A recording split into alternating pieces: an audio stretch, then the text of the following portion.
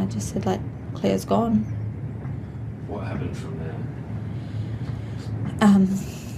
Well, basically, like, obviously we went and, like, went looking, checking, making sure, like, you know, she wasn't around the tent.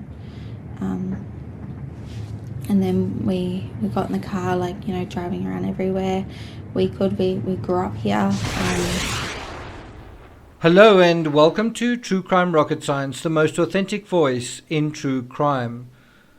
Australian detectives believe that Cleo was snatched by an opportunistic abductor, but that's very likely not what happened.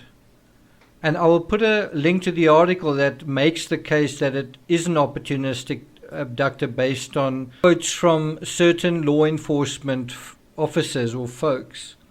Now, in theory, the Australian police could be highlighting the next likely quote-unquote prime suspect for the next 10 to 15 years, just as we've seen in the Madeleine McCann case. Is it this abductor? How about that one?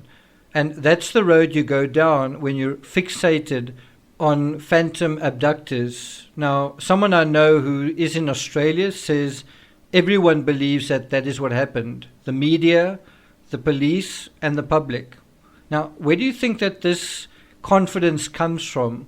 Where do you think that this sort of almost snap judgment, where do you think that that comes from? With respect, to call this opportunistic is like calling a Halloween pumpkin a birthday cake. It's not the same thing. Opportunistic means that a random individual randomly comes across somebody, in this case Cleo, during some random scenario. So someone is walking around the campsite and stumbles upon Cleo. That's a random opportunistic scenario. You're not intending to look for a child and then the child crosses your path, right? That's the definition of opportunistic. But if Cleo went to bed at 8 p.m. and was inside the tent throughout the night, there is no opportunity for opportunism by definition, by default, let alone a stranger even seeing Cleo. And a lot of people at the campsite said they didn't see Cleo, which begs the question, how did our phantom even know she was there? And so I'm going to quote very briefly from ABC News. The article, I'll put a link to the article in the description. It's a really short quote just from the Acting Police Commissioner, Colonel Blanche, telling ABC Radio that the police were getting closer and closer. This is a quote from the article. Quote, and we've tracked down people that we didn't know and we've found them and we have eliminated them, and that's our focus at the moment. Eliminate as many people as possible. End quote. And that's exactly what's been happening in the Madeleine McCann case for a decade and a half. It's also what's been happening to some extent in the JonBenet Ramsey case. You know, it's putting a certain face out there and then deciding, oh, okay, maybe it's not him. How about this one? How about that one? I personally believe the Australian authorities have got the Netflix documentary The Disappearance of Madeleine McCann contaminating their ability to think straight. If a child disappears, what has happened? Oh, let's go to The Disappearance of Madeleine McCann for our textbook response. This is the best, and you know, it's the guidebook. It's the textbook for when someone disappears. It can only be an abduction. There's no other alternative, even though the stats suggest something completely different.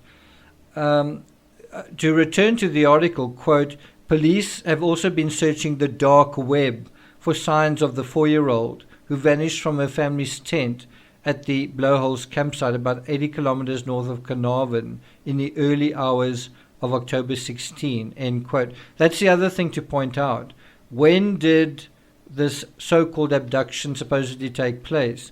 In the early hours of the morning. So how can it be opportunistic?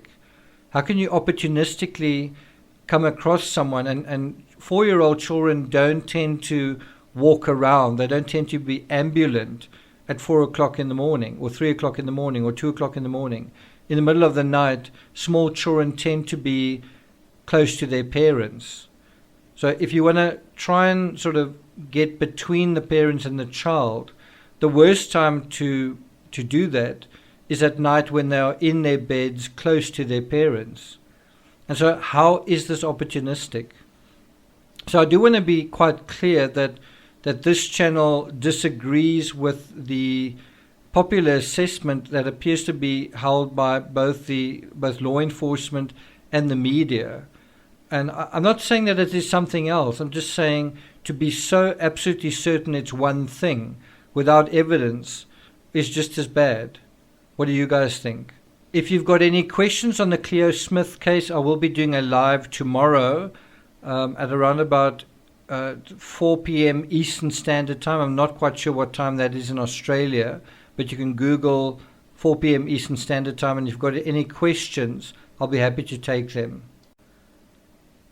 If you're enjoying the content at this channel and you're looking forward to further coverage of the Cleo Smith case and you haven't subscribed, please click on the light blue icon on the bottom right of your screen, like, share, leave a comment, and I'll see you guys next time.